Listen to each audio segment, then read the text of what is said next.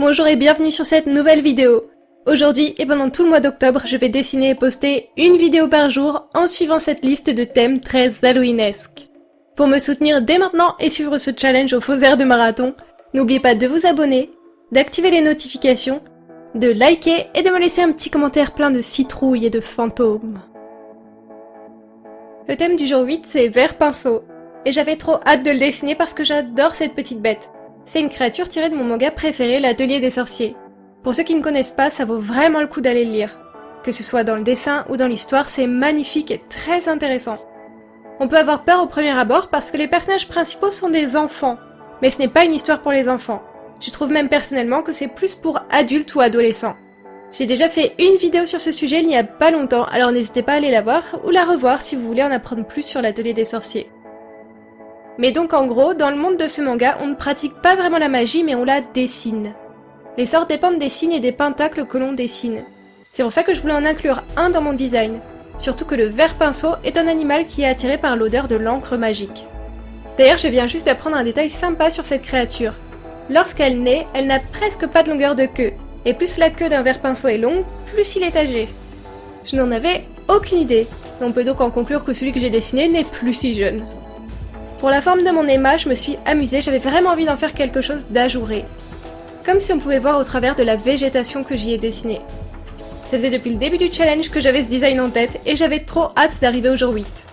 Dans ma liste, même si j'ai fait attention de choisir que des thèmes qui me plaisent, il y en a, comme celui d'aujourd'hui, qui me plaisent plus que les autres.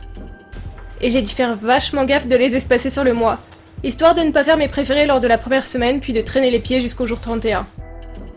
Pendant toute la mise en couleur de ce dessin, j'ai essayé de croiser les doigts pour ne pas me rater, parce que clairement, c'est un de mes designs préférés depuis le début du challenge. Je vous ai dit hier que mon préféré c'était la chauve-souris, mais je pense que le vert pinceau dépasse, ou du moins arrive sur la même marche du podium. C'est un miracle, mais on en est au jour 8 et je ne déplore que maintenant la perte d'un premier Posca. Voici mon premier Posca vide de ce challenge.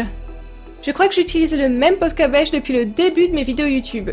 C'est fou, parfois j'ai l'impression de vider certains feutres en 3 dessins et d'autres sont increvables. Mais j'aimerais vraiment avoir un bout du design du réservoir transparent pour voir combien de peinture il me reste. Je suis sûre que j'ai plein de feutres en fin de vie et j'aurais bien aimé pouvoir anticiper ça avant de me lancer dans ce challenge. Surtout que je le réalise presque 100% au Posca. J'ai eu un peu de mal à transférer mon dessin sur bois cette fois. J'ai légèrement décalé le design malgré tous mes efforts.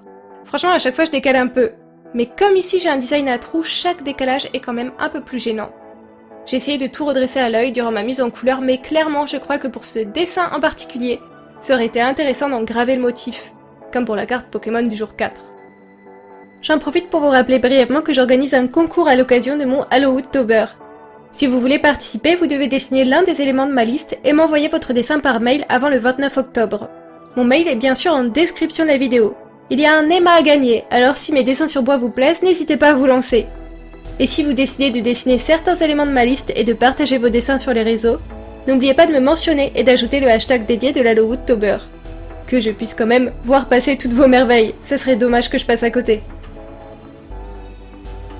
À la base, j'avais prévu de colorer mon cercle magique en noir pour rappeler l'encre magique du manga. Puis je me suis dit que ça serait sympa de le laisser couleur bois. Puis comme le vert pinceau est blanc et beige, je trouvais ça trop proche en couleur. Blackie a essayé de défendre le point de vue de faire le symbole en feuille d'or. Et franchement j'ai hésité, mais finalement je suis restée sur le noir et je ne regrette pas. Ça donne vraiment beaucoup de contraste au résultat. Et en parlant du résultat, on en arrive bientôt au reveal. Mais avant, n'oubliez pas de liker et de commenter cette vidéo. D'ailleurs, aujourd'hui j'aimerais savoir quel est votre manga préféré. Alors dites-moi tout en commentaire, et moi je vous dis à demain!